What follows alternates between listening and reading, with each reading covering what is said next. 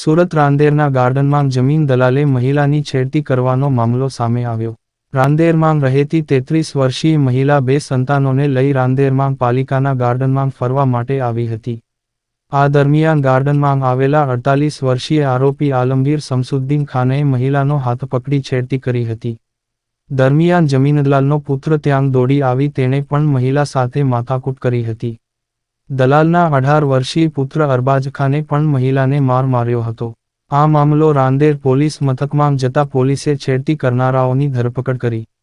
ગોરાટ હનુમાનજીનું મંદિર છે, ત્યાં એક એસએમસીનું ગાર્ડન આવેલું છે. ત્યાં લોકો મોર્નિંગ વોક કરવા અને સાંજે વોક કરવા માટે આવતા હોય છે. એમાં એક મહિલા ત્યાં આગળ વોક કરવા એના પુત્ર સાથે ગયા હતા. એ દરમિયાન એક રાંદેર ટાઉનનો આલમગીરી કરીને એક વ્યક્તિ છે, છેલ્લા કેટલાય સમયથી એને ફોલો કરતો હતો અને ગઈકાલે એને કે તું તારા છોકરાને લઈને કેમ અહીંયા વોક કરવા માટે આવે છે, એકલી આવતી હોય તો, એવી રીતે કહી એનો હાથ પકડી લીધો હતો અને એને છેડતી કરવાનો એને પ્રયાસ કર્યો હતો. એ દરમિયાન બેન ગભરાઈ ગયા હતા અને એને તાત્કાલિક એના પતિને ફોન કર્યો હતો. એના પતિને ફોન કરતાં એના પતિ ત્યાં આવી ગયા હતા. તો એ દરમિયાન આલમગીરીએ બીજા એના છોકરાને એને બોલાવી આના જોડે હાથાપાઈ મારામારી જેવું કર્યું હતું.